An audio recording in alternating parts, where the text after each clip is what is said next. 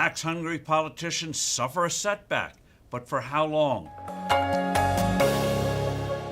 Beleaguered taxpayers got a break last week when two bad international tax initiatives pushed hard by the Biden Treasury Department got temporarily derailed. The moves involved imposing two different global minimum taxes. One would set a 15% minimum levy on large multinational companies in each country in which they operate. Ireland has long attracted international businesses with its corporate levy of only 12.5%. Hungary has gone even better with its rate of 9%. Heavy taxing countries like France and Germany have loathed the idea of this kind of tax competition. They see the 15% minimum as just a start for a global tax cartel that can then raise this rate and thus no longer lose companies to friendlier tax countries. Another minimum tax is aimed particularly at U.S. high-tech companies. It would allow governments to tax digital businesses that sell services in a country but don't have a physical presence there and weren't previously taxed.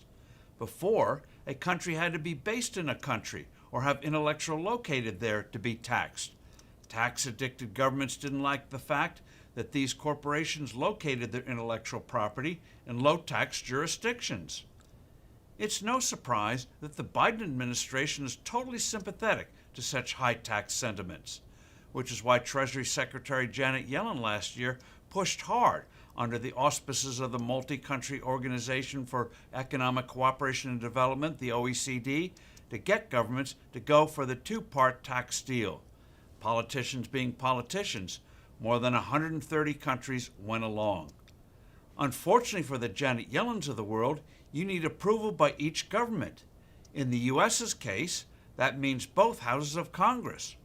The Senate is split 50-50 between the two parties. In a tie, the Vice President, Democrat Kamala Harris, cast the deciding vote. Enter West Virginia Democratic Senator Joe Manchin, who last week declared his opposition to the 15% minimum tax on multinational companies, at least for now. He wants other countries to go first. That dims any prospect for this tax seeing the light of day before the November elections, when Republicans are likely to get control of one or both congressional chambers. The GOP is adamantly opposed to this Biden-Yellen tax scheme. Also, the Hungarian government is also against the deal. The European Union needs unanimous approval from its 27 members to implement the necessary rules, and Hungary won't do it. Furious, the Biden administration is kiboshing a 1979 tax treaty with Hungary. These agreements are usually technical in nature, such as avoiding withholding taxes on cross-border payments. Yellen hopes the inconvenience will cow Budapest. It won't. Another good road bump? The digital tax part of this scheme is complicated, and now it looks like this won't be wrapped up until next year. Delay is good.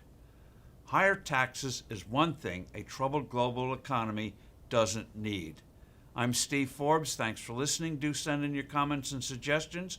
I look forward to being with you soon again.